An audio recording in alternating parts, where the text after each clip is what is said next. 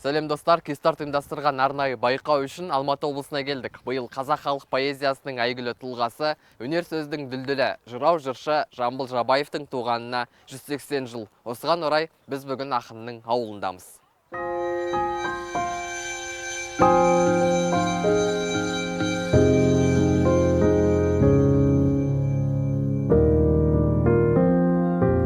Жамбыл ауданы, Жамбыл ауылы, Жамбыл көшесі нөмір 1. Менің артымда тұрған 12 бөлмелі үйде Жыралыбы өмірінің соңғы 7 жылын өткізген. Бүгінде ол мұражай. Ақын бұл үйде 1938-1945 жылдар аралығында тұрған. 1938 жылы ақындық шығармашылығын 75 жылдығы тойланған кезде өкімет тарапынан ол кісіге осындай еңсесі биік зәулім 12 бөлмелік үй мен автокөлік сыйға тартылған. Үйге келетін болсақ, үй 12 бөлмеден тұрады. 12 бөлменің 5 бөлмесі ескерткіш бөлмелер. Мұндағы дүние мүлік, жиһаз, ыдыс-аяқ, жеке заттар ақынның көз тірісінде қандай болса, сол күйінде сақталған. Мына тұрған картина Жамбыл колхозшылар арасында деп аталады. Бұл картинаны 1944 жылы Мәскеудің атақты суретшісі Александр Александрович Ритих ақынға сыйға тартқан. Бұл түп нұсқасы. Ал бұл ақынның жатын бөлмесі. Мұнда түрлі тарихи экспонаттар бар. Мәселен, мына қабырғада ілулі тұрған сағатта 7:55-ті көрсетіп тұр. Бұл Жыралыбының өмірден озған уақыты. Атаның өзінің киген сусар бөрігі, мына домбырасы, енді өмірлік серігінің домбырасы күні бүгінге дейін 3 домбырасы сақталған. Екеуі біздің музейде, біреуі Алматы қаласындағы Ықылас атындағы ұлт аспаптар музейінде тұр. Мына домбыраны ақынға 1936 жылы Каспийдің студенттері сыйға тартқан.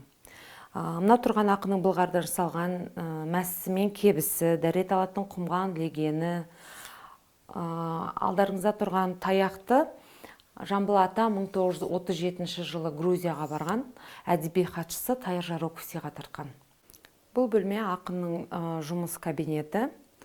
Енді ол кісі арабша азмаз білгенменен жалпы оқып жаза алмаған екен. Сол себептен де шығармаларын қағаз бетіне түсіріп тұру үшін бұл кісіге өкімет тарапынан арнайы хатшылар, әдеби хатшылар тағайындалған.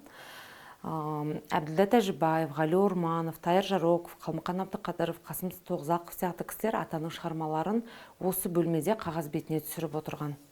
Бұл 1938 жылы ақынның шығармашылығының 75 жылдық мерейтойына орай сыйланған көлік. М1 МК маркалы Москвич көлігінің алғашқы шығарылымы сол кезде Қазақстанда 6 адамда ғана болған. Соның бірі Жамбыл ақынның осы көлігі. Бүгінде бұл көлік толық жүріп тұр, мұражайдың құнды экспонаттарының бірі.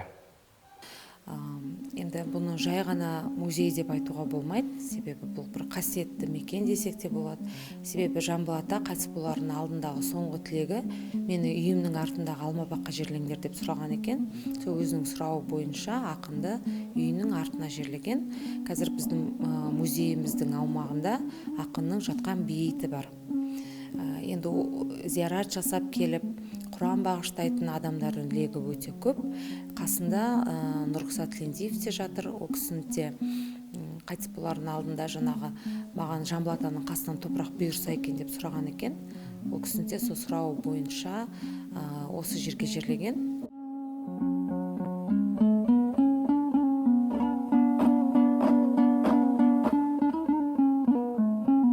Ақынның мұражай үйі келушілер үшін күн сайын ашық. Мұнда келген әрбір жан өткеннің ізімен жүріп, тарихпен сусындап, мол тағылым ала алады. Әбдірахман Қайрат, Еламан Қайназар, арнайы Кистарт байқауы үшін.